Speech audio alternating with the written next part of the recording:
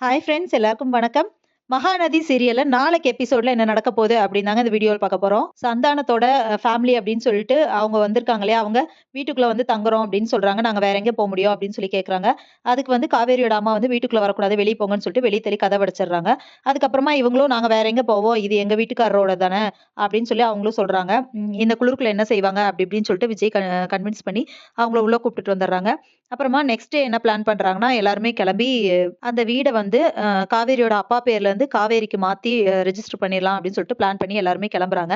அப்போ காவேரியோட அம்மா வந்து அவங்க பாட்டி கிட்ட திட்டுறாங்க. உங்க மகனை நம்பி நான் ஏமாந்துட்டேன்.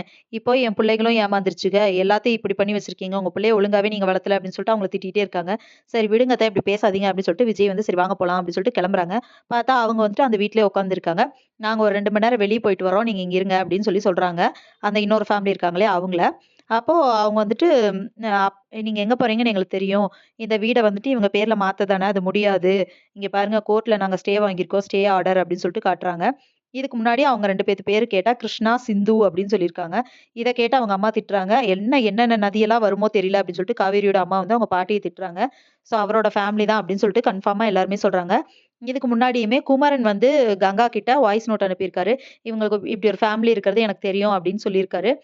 ஸோ இப்ப வந்துட்டு இவங்க எல்லாருமே ரெஜிஸ்ட்ரேஷன் முடிக்க போறாங்க அப்படிங்கிற விஷயம் தெரிஞ்சு, அவங்க என்ன பண்ணிட்டாங்கன்னா, ஸ்டே ஆர்டர் வாங்கிட்டு வந்து குடுத்துட்டாங்க. அதனால நீங்க வந்து இந்த ப்ராப்பர்ட்டிய நீங்க இவங்க பேருக்கு மாத்த முடியாது அப்படின்னு சொல்லிடுறாங்க. இப்ப என்ன செய்யறது அப்படின்னு தெரியாம ஃபேமிலியே ஷாக் ஆயி நிக்கிறாங்க.